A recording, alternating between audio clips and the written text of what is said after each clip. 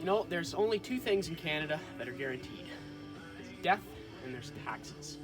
And let me tell you, it catches up to you. This here is a small block Chevy. This is not the best example of something that shouldn't be taxed. It probably undoes everything the carbon tax does for Canada by itself. But that's taxes for you.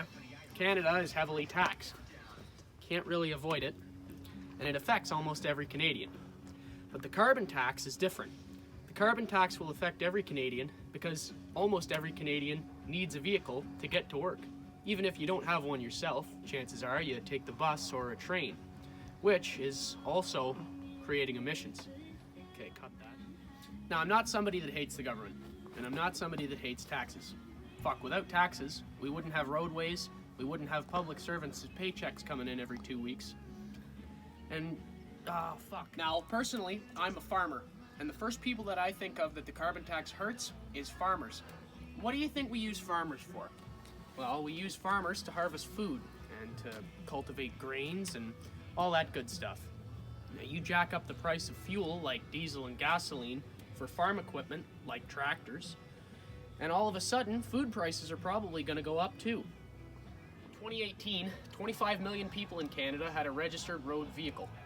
And in 2019, that's about 37 million people living in Canada.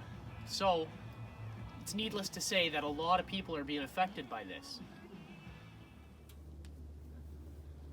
Now, out of those 25 million people that have registered road vehicles, guess how many actually go to use it for groceries and picking up their kids from school? You guessed it, 25 million. Now, Canada's Liberal government seems to think that with the carbon tax, we'll be able to use more electricity, and we'll be able to be a greener, cleaner country. But where do you think electricity comes from? That's right, carbon-burning factories that use nothing but coal and other fossil fuels to generate it. Now, with provinces that rely heavier on coal to generate their electricity, like New Brunswick and Saskatchewan, this means that per annual cost of the average Canadian, it'd be $200 to $400 more a year. Well, I'm glad I was able to share my thoughts on the carbon tax, and remember, it creates more problems than it does solutions.